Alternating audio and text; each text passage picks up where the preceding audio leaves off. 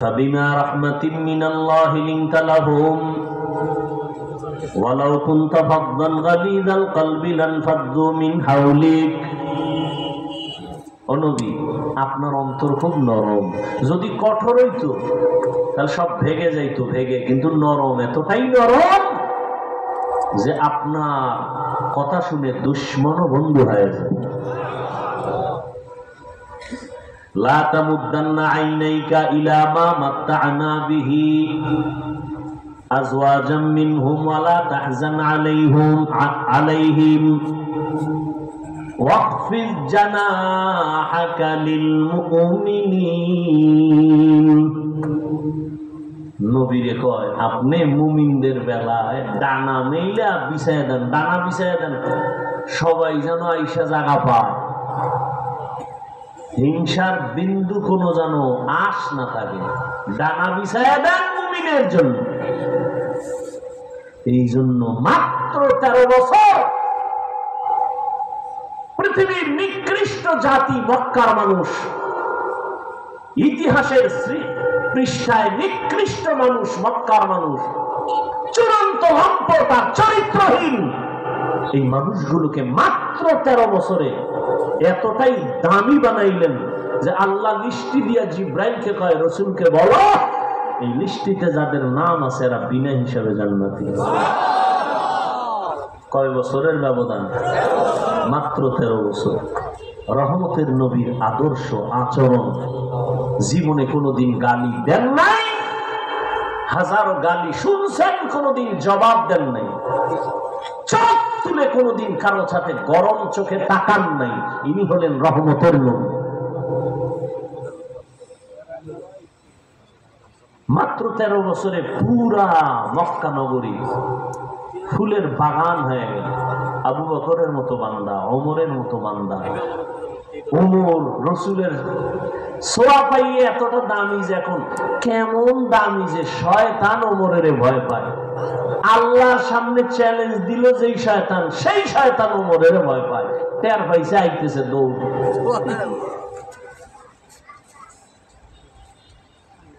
নবী কি কয়? শয়তান আমারও ধোকা দেয় না, আমার দ্বারা আমি কালেমা পড়ায় ফেলাইছি।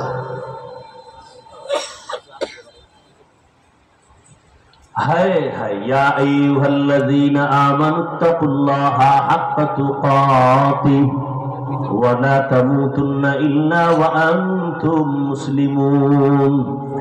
আমি মাঝে মাঝে মিডিয়া এক সময় পুরো বন্ধ করে দিয়েছি, আবার এই 1 সপ্তাহ ধরে ভাবতেছি আবার সব বন্ধ করে দিব কিনা, চিন্তায় আছি, বড় টেনশনে আছি। আমার এটি দরকার নাই, ওরা যদি একটু কইরা উম্মতের ফায়দা হয়তো করবে, তো ওদের করতে গিয়ে যদি আলেমদের বদনাম হয় তাহলে এই সুযোগটা আমরা হুঁশ থাকতে দিতে পারি না। আলেমের সম্মান যাতে ঠিক থাকে, সেই ক্ষেত্রে ওই কন্টেন্ট বানাইয়া কোনো বক্তব্য পেশ করা, জাতির সামনে বয়ান করি 1 ঘন্টা 1.5 ঘন্টা, পুরাটা না চাইরা 5 মিনিট, এগুলোর দ্বারা আলেমদের এ পর্যন্ত বেশি ভালো হয় না, ক্ষতি ছাড়া। এগুলো যদি দেখি আবার ওরা শুরু করে, তাই আমি বন্ধ করে দেব, দরকার নেই। সম্মান দেওয়ার মালিককে, ইজ্জতের মালিককে। এই জন্য চিন্তায় আছি আবারও কি বন্ধ করবো কিনা। আমি বলে দিছি সবগুলোর যে পুরো বয়ান ছাড়ো, যে কোনো আলেমের বয়ান শুরু থেকে শেষ পর্যন্ত ছাড়ো। আরে বেটা, রিজিক দেওয়ার মালিক কে? তুই যদি কও আমার 5 লাখ টাকা কামাই করলে আমি শান্তিতে থাকতে পারবো, কোটিপতিরা সব শান্তিতে থাকতো না? একজনও শান্তিতে আছে? শান্তি তো আল্লাহর হাতে, টাকার হাতে না। টাকার হাতে হইলে তো আমাদের যারা হুজুরেরা 5-10 হাজার টাকায় কাজ করে মাদ্রাসায়, এরা তো সব না খায় মরতো। মূল শান্তি তো আল্লাহর কাছে। আল্লাহ শান্তি দিলে 5 টাকায়ও দিতে পারে না, আর শান্তি না থাকলে কোটি টাকায় থাকে না। এই জিনিসটা অন্তরে ঢুকাও। বয়ান শুনো না, বয়ে বয়ে আলেমদের বয়ান শুনো, নিজেও বয়ান শুনো, তওবা করো। খানা যে জিনিসের মধ্যে দাও, টাকাটা নিয়ে নিজের পেটে ঢুকাও, মাইয়া পোলারে খাওয়াবা, মায়েরে খাওয়াবা, হালাল করে খাওয়াও। কোন আলেমের বরদোয়া নিও না, খবরদার। বরদোয়া মোনাজাত দিয়ে করা লাগে না, দিল থেকে বরদোয়া চলে আসে। আর মানুষের বরদোয়া মারাত্মক। এ আমার বয়ান সহ কোন ওলামায়ে কেরামের বয়ান কাট করে আলাদা আলাদা বয়ান করছি আমি, কোনো একটা বিষয়ে কথা বলছি, সেখানে আমার সাথে এক মহিলার ছবি বা কোনো এমপির ছবি, এমপি মহিলা হোক বা কোনো লাইনে, এই ছবিটারে এক করে একসাথে দিয়া এগুলো ছাড়া, এগুলো কবিরা গুনাহ না? এটা সওয়াব না গুনাহ?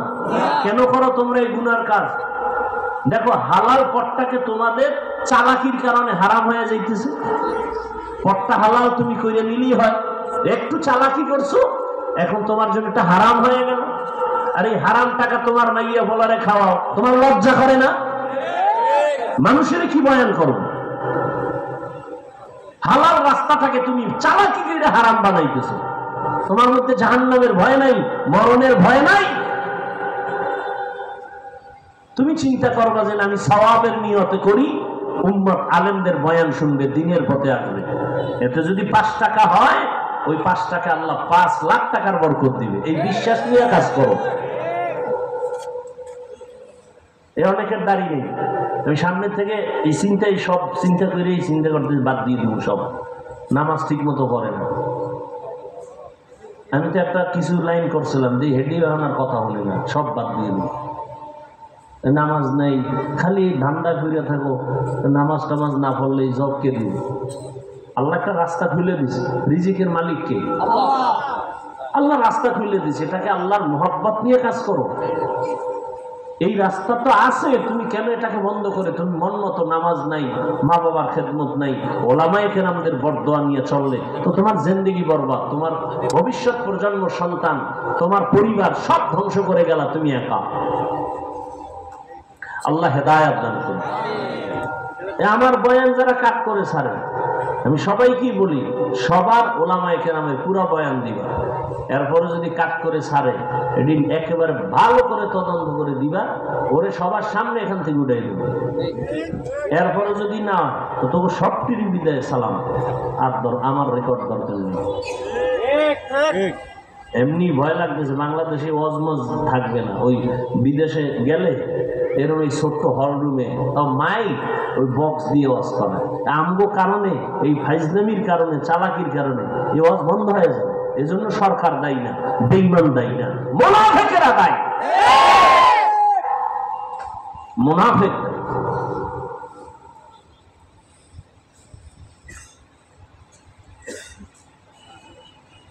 করোনা গেছে, ওয়াজ বন্ধ হয়েছে, ওয়াজ করি নাই, আর ওলামায়ে কেরাম করে নাই, কাকে দোষ দিবেন? আমি এনে ওয়াজ করবো, মানুষ দিনের কথা শুনবে, আমি উঠাই উল্টা পাল্টা শুরু করলাম। কোন নায়িকা কি করছে, কোন নায়ক কি করছে, এটা এখানে বলার জিনিস নেই। মানুষের কাছে মোবাইল আছে, কি হইতেছে না হইতেছে মানুষ দেখতেছে না। আমি বক্তা, মানুষ আসছে একটা ভক্তি নিয়ে। সেদিন এক জায়গায় গেছি, হুজুর অমুক বক্তা দাওয়াত দিয়ে আমাদের এলাকায় নিষেধ। কে? ওর বয়ান তো খারাপ না। কয় না, পাবলিক তো বড় কঠিন। কি হয়েছে? কয় স্টেজ ওঠার আগে গেছে বাথরুমে, তো অজু না করে ওয়াজ শুরু করছে। যারা একটু মোটামুটি নামাজ, এরা কইছে জীবনে আর অজি হন। সাধারণ মানুষ কতটা ভক্তি করে আলেমকে। পজিটিভ নেন, নেগেটিভ নেন কেন? সাধারণ মানুষ আমাদেরকে কতটা মহব্বত করে। এই মহব্বতটা কি টাকা দিয়ে হয়? আল্লাহ অন্তরে ঢুকাই দিয়েছেন কোরআনের বরকতে।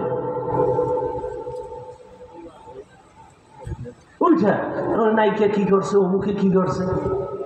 আমার এখানে প্রত্যেক মাসের দ্বিতীয় শুক্রবার ইসলাহি ইজতেমা হয়, ওলামাদের জন্য আলাদা একটু সময় দেই। এই বিষয়গুলো আমি বলি। বয়ানকে আরো সংযোজন করা দরকার, সংযত হওয়া দরকার, মার্জিত ভাষায়। এখন আর কোনো গোয়েন্দা টোয়েন্দা লাগে না। সেদিন গেছি এক জায়গায় ওয়াজ করতেই দেবে না আমার ভিন্ন পার্টি, যারা আমাকে কাফের কইলে খুব খুশি।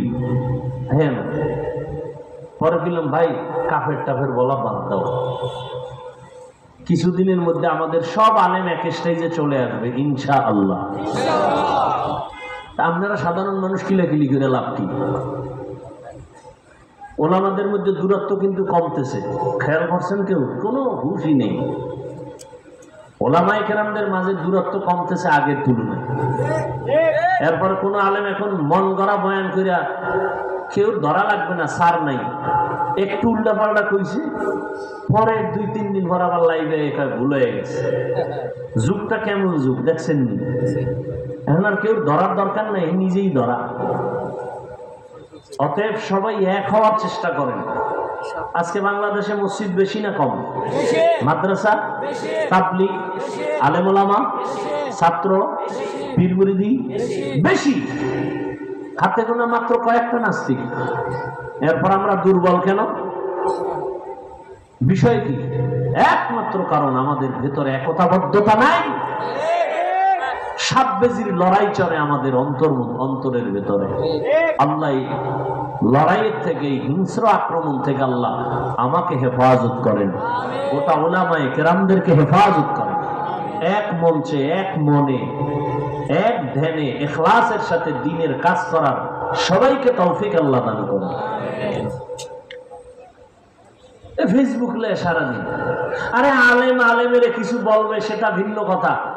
তুমি ক্লাস 8-এ পড়ো, না হয় মাদ্রাসায় তুমি কাফিয়া পড়ো, না হয় শারহে বেকায়া পড়ো, তোমার এইরকম দুঃসাহস কেমনে হলো যে আরেকজন আলেমের বিরুদ্ধে ফেসবুকে লেখো? মা বাবার অভিশপ্ত সন্তান ছাড়া আলেমের বিরুদ্ধে ফেসবুকে লিখতে পারে না। মা বাবার অভিশপ্ত সন্তান,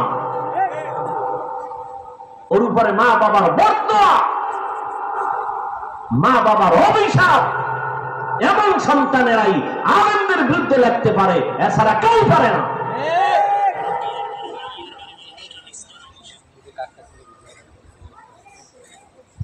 আল্লাহ হেদায়েত দান করুন, আল্লাহ আমাকে হেদায়েত দান করুন, আপনাদেরকেও হেদায়েত দান করুন। আল্লাহ পাক মুমিনকে বললেন, ও মুমিন, আমি আল্লাহ তোমাদেরকে বিনা হিসাবে জান্নাত দিতে চাই।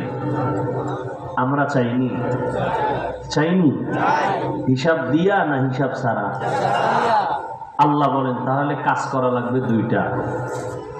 এক নাম্বার, আমাকে ভয় করো। ভয় করার মতো বলে কেমনে? হক আদায় করে। এই আয়াত যখন অবতীর্ণ হয়, সাহাবায়ে কেরাম বেকারার হয়ে গেলেন, ইয়া রাসূলুল্লাহ, আল্লাহ কত বড়, তার হক আমরা বান্দা কিভাবে আদায় করব? এটা অসম্ভব। নবীও চিন্তায় পড়ে গেলেন। আল্লাহ রাব্বুল আলামিন জিব্রাইলকে পাঠাইলেন আয়াত নিয়ে, ও জিব্রাইল, নবীকে সান্ত্বনার বাণী শোনায় দাও। ইত্তাকিল্লাহা মাসতাতা'তুম, আল্লাহকে ভয় করো সাধ্য মতো। হক আদায় করে ভয় করার প্রয়োজন নাই, সাধ্য মতো আল্লাহকে ভয় করো। সাহাবায়ে কেরাম আশ্বস্ত হলেন, হ্যাঁ, সাধ্য মতো আল্লাহকে ভয় করাটা সম্ভব। আল্লাহর হক আদায় করে কারো দ্বারা ভয় করাটা সম্ভব না। এই ভয়ের নাম তাকওয়া। যিনি আল্লাহকে ভয় করবেন তার নাম মুত্তাকি। ভয়টা থাকার জায়গার নাম হলো অন্তর। তবে এটা চিরসত্য, এই ভয় তাকওয়া জন্মগতভাবে কেউ নিয়ে আসেন, এটা অর্জন করতে হয়। এজন্য আল্লাহ বলেন, এইটা অর্জন করার জন্য কোরআনে বারবার তাকিদ দিলেন, কারণ এটা এমন একটা পুঁজির নাম, আল্লাহর কাছে সর্বোচ্চ সম্মানিত হওয়ার জন্য যত রাস্তা আছে সর্বশ্রেষ্ঠ রাস্তা হলো তাকওয়া।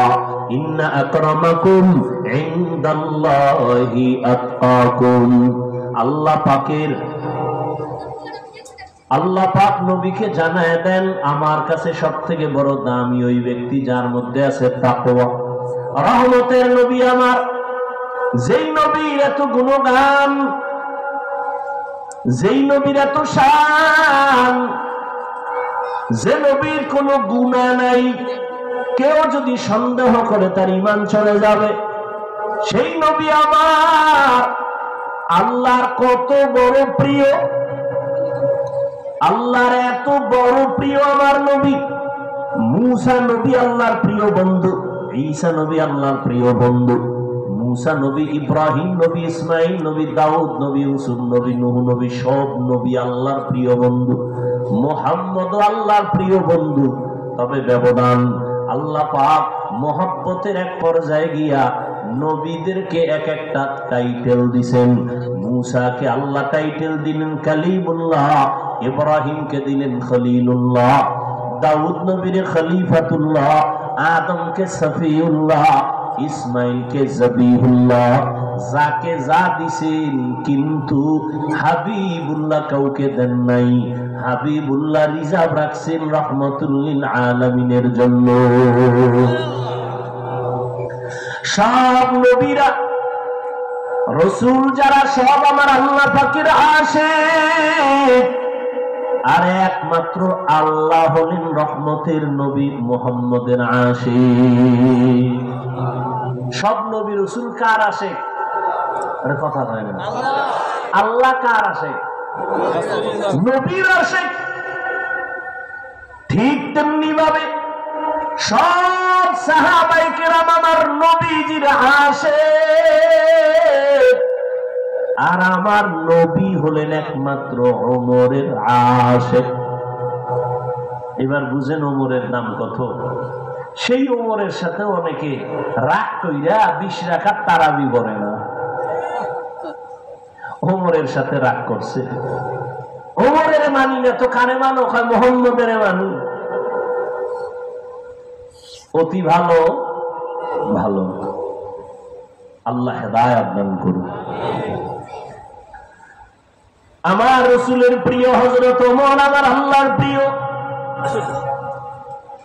নবী, কোনো গুনাহ নাই। আল্লাহ কত বড় নবীর আশিক। সেই নবীকে আল্লাহ বলেন, ও নবী আপনিও তাকওয়া অর্জন করেন। ইয়া আইয়ুহান নাবিয়্যু তাকিল্লাহ ওয়া লা তুতি'ল কাফিরিনা ওয়াল মুনাফিকিন। ও নবী আপনি কাফের মুনাফিকের অনুসরণ করবেন না। আল্লাহর ভয় অন্তরে জমা করেন। আল্লাহ বলেন তাকওয়া অন্তরে জমা করো। এটা গর্ব থেকে নিয়ে আসো নাই, অন্যের থেকে অন্তরে ঢুকাইতে হবে। কার থেকে ঢুকাইবা? তাকওয়া অন্তরে ঢুকানোর ঠিকানা দুইটা, এখনো রমজানের রোজা, আর একটা হলো খাঁটি আল্লাহর বান্দা যারা মুত্তাকি, তাদের কলব হলো তাকওয়ার গোডাউন। রমজানের রোজার মাধ্যমে অন্তরে তাকওয়া অর্জন করো। খাঁটি আল্লাহ ওয়ালাদের সোহবতের নেক নজরের দ্বারা অন্তরে তাকওয়া ঢুকাও। যতদিন পর্যন্ত অন্তরে আল্লাহর ভয় না আসবে, ততদিন পর্যন্ত আমি হাফিজুর রহমান কেন, মক্কা মদিনার ইমাম কেন, আমার আল্লাহর নবীও যদি বয়ান করে কপালে কালেমা জুটে না। জাহান্নামের ভয় অন্তরে নাই। এজন্য নবীর মতো ব্যক্তির বয়ান শুনিয়া আবু জাহাল কালেমা পড়ে না। আর যখন জাহান্নামের ভয় অন্তরে ঢুকলো, তখন ওমরের মতো বান্দা নবীকে জবাই করতে গিয়েও কালেমা পড়ে ফেলে। আল্লাহর ভয় অন্তরে জমা করার মানে জাহান্নামের আযাবের ভয়। আল্লাহর ভয় অন্তরে জমা করো। আল্লাহ ওয়ালাদের নেক নজর। লিকুল্লি শাইইন মা'দিনুন মা'দিনুত তাকওয়া কুলুবুল আরিফিন। প্রত্যেকটা ভালো জিনিসের একটা গোডাউন আছে। তাকওয়া অর্জন করার গোডাউন হলো আল্লাহ ওয়ালা যারা ওলি আউলিয়া আহলুল্লাহ উলামায়ে আহলে হক যারা, এদের অন্তর হলো তাকওয়ার গোডাউন। দ্বিতীয় কথা আল্লাহ বলেন ওয়ালা তামুতুন্না ইল্লা ওয়া আনতুম মুসলিমুন। মুসলমান না হইয়া তোমরা কবরে আসবা না।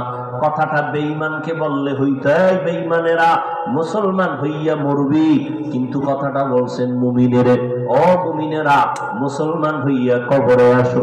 মুমিন তো মুসলমান, এখানে আমরা সবাই যেমন মুমিন তেমনই তো মুসলমান, কিন্তু আল্লাহ আলাদা করে কেন বললেন ও মুমিন মুসলমান হইয়া কবরে আসো? আসলে মুমিন হওয়া মুসলমান হওয়াটা বড় কঠিন। আল্লাহ পাক রব্বুল আলামিন বলেন, আমি চাই তোমাকে বিনা হিসাবে জান্নাত দিব, আর বিনা হিসাবে যদি জান্নাত পেতে হয় মুসলমান হইয়া কবরে আসতে হবে। মুসলমান কাকে বলে? বলে যেই ব্যক্তি বিনয়ের সাথে আল্লাহর আনুগত্য করে তাকে বলে মুসলিম। বহু বচন মুসলমান, আনুগত্য করার নাম হলো ইসলাম। বিনয়ের সাথে আনুগত্য করবে, অর্থাৎ ওই বান্দার আমলনামায় কোনো গুনাহ থাকবে না। পবিত্র অন্তর যার থাকবে সে বিনয় হিসাবে জান্নাতি। বলে পবিত্র অন্তর কেমনে তৈরি করবা? তো গুনাহ তো জীবনে হয়ে গেল, আসছিলাম দুনিয়াতে বড় পবিত্র। আল্লাহর নবী বলেন সব সন্তানেরা পবিত্র আত্মা নিয়ে জমিনে আসে। এই সন্তান আস্তে আস্তে গুনার কারণে তার আত্মা অপবিত্র হয়।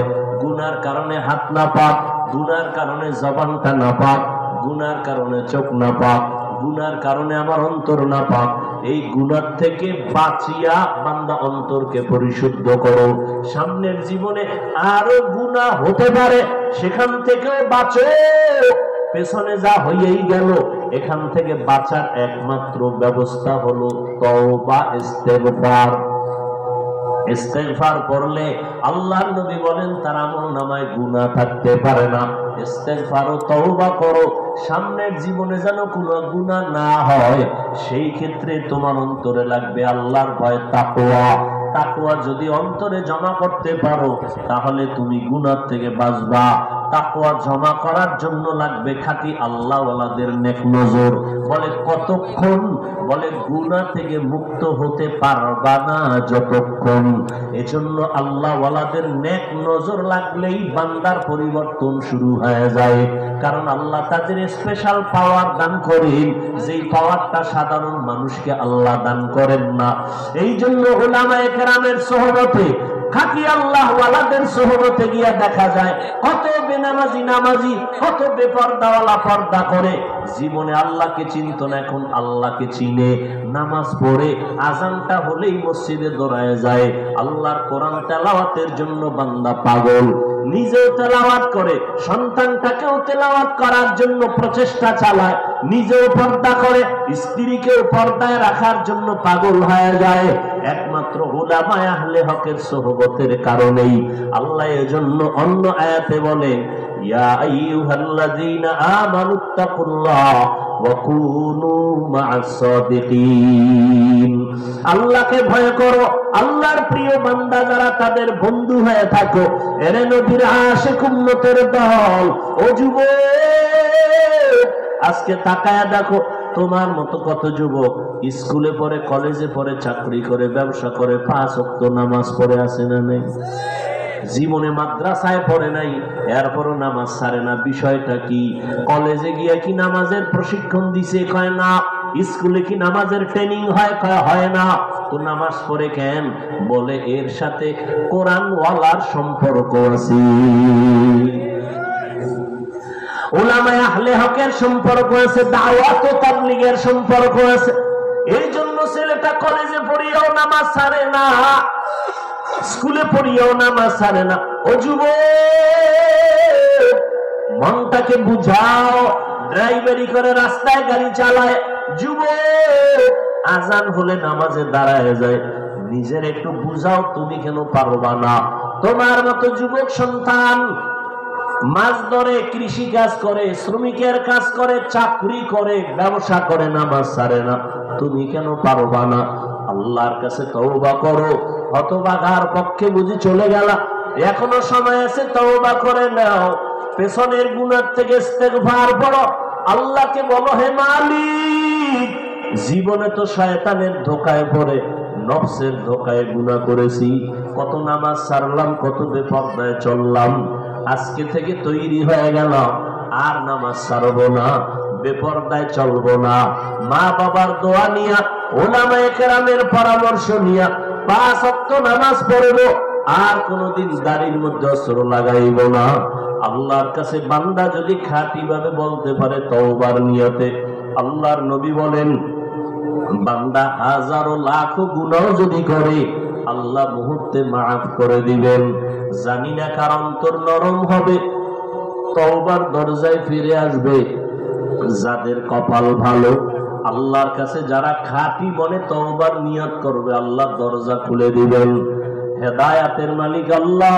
ও আল্লাহর বান্দারা, এখনো যদি অন্তর তৈরি হয়, তাকওয়া অন্তরে ঢুকাইয়া উলামায়ে কেরামের পরামর্শ নিয়ে চলবে, এমন নিয়তটা যদি অন্তরে করা যায়, মনে মনে আল্লাহকে বলেন, হে আল্লাহ, হায়াতের মালিক আপনি, ইজ্জতের মালিক আপনি, রিজিকের মালিক আপনি।